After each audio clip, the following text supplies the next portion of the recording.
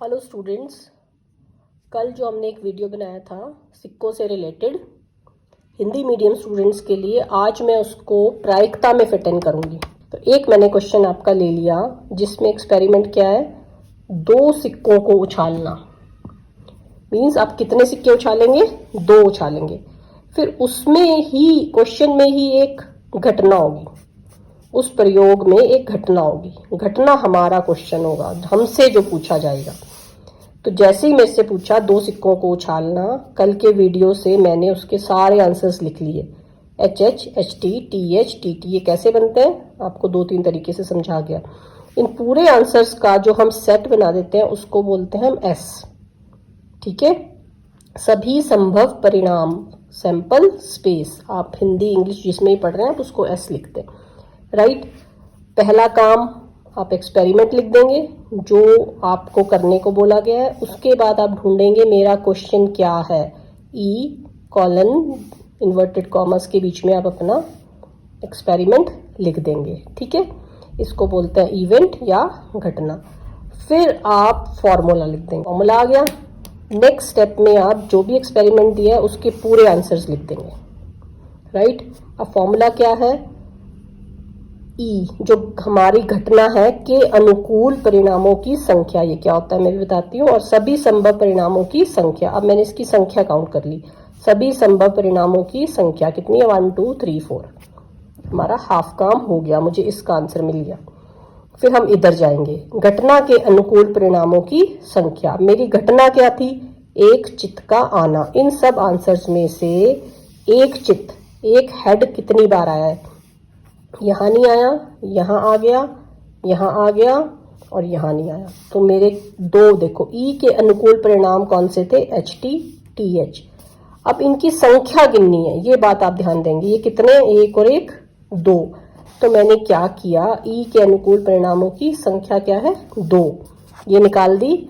फिर formula therefore, इसलिए फॉर्मूले में वैल्यू रखी 2/4, 2 से कैंसिल हुआ 1/2, ये आंसर आ गया। वीडियो को आप 1 मिनट के लिए पॉज कर लें और अपनी NCERT बुक का एग्जाम्पल 9 पेज नंबर 333 को देखें। इस क्वेश्चन में क्या है, हमारा एक्सपेरिमेंट 2 कॉइन्स को टॉस करना। ठीक है, इसमें से हमने इवेंट ढूंढा, कम से कम एक हेड का आना। क्लियर। फिर प्रोबेबिलिटी का फॉर्मूला एज इट इज।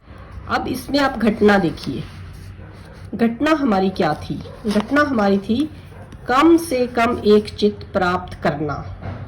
वो आंसर जिसमें एक हेड तो आए ही आए, उसके बाद कम से कम एक, मीन्स अगर आप कम से कम एक चपाती खाते हैं तो आप 2 भी खा सकते हैं, 3 भी खा सकते हैं। तो मैंने पहले 1 वाले ले लिए और 2 वाला भी हमारा आंसर होगा। क्यों? क्योंकि कम से कम 1, 2, 3, 4 हो सकते हैं, तो 2 वाला आंसर भी मैंने ले लिया। फिर इनका टोटल कर लिया, इनका टोटल मेरा क्या आया, 1 2 3 3। प्रोबेबिलिटी का फॉर्मूला हमने लिया, प्रोबेबिलिटी इज 3/4 और ये हमारा क्वेश्चन डन, राइट। इतने सिंपल क्वेश्चंस हैं, आप लोग कर सकते हैं। नेक्स्ट, अब आप ये क्वेश्चन देखें, एक्सरसाइज 15.1 का 23rd क्वेश्चन। अगर आप ये क्वेश्चन समझ जाएंगे तो कॉइन्स का कोई क्वेश्चन ऐसा होगा ही नहीं जो आप नहीं कर पाएंगे, राइट। अब जैसे ही हम क्वेश्चन देखते हैं तो उसमें हम एक्सपेरिमेंट ढूंढते हैं। अब इसमें एक्सपेरिमेंट क्या है, 3 सिक्कों को उछालना। एक्सपेरिमेंट ढूंढा तो हम एक्सपेरिमेंट की सैंपल स्पेस बना देते हैं।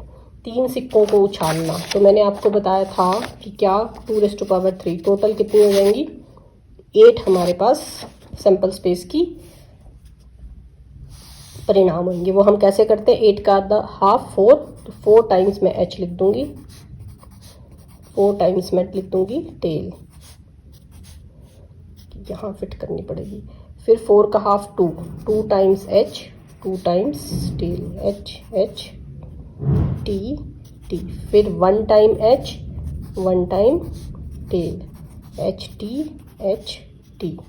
ये और बीच में कॉमा लगाना ज़रूरी है क्योंकि हम इसे सेट बना रहे हैं, राइट। ये ब्रैकेट यहाँ पर आएगी, यहाँ पर नहीं आएगी। प्रेजेंटेशन पे हम हमेशा ध्यान रखेंगे। तो टोटल आइटम मेरी 1 2 3 4 5 6 7 8 आ गई, डन।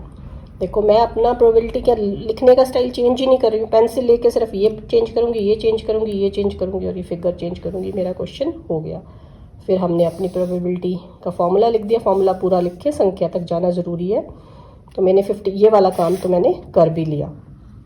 अब ई पे जाना है, हमारी घटना क्या है, हनीफ का हारना। इस बात पे आप ध्यान देंगे, हनीफ को हमें क्या करना है, हराने की बात करनी है। जीतेगा कैसे, क्वेश्चन कह रहा है हनीफ तब जीतेगा जब उसके तीनों हेड आए या तीनों टेल आए, राइट।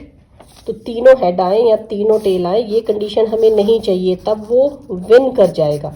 इसके अलावा जितने भी आंसर्स होंगे वो मेरे सारे आंसर्स यूजफुल हैं, मीन्स ये इन कंडीशंस में हनीफ हारेगा।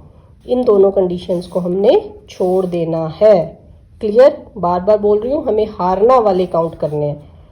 जो मेरी घटना है उसके अनुकूल, उससे फेवर करते हैं जो उसको, तो फेवर ये करते हैं, मेरे रिजल्ट को देखना है हमने, है ना।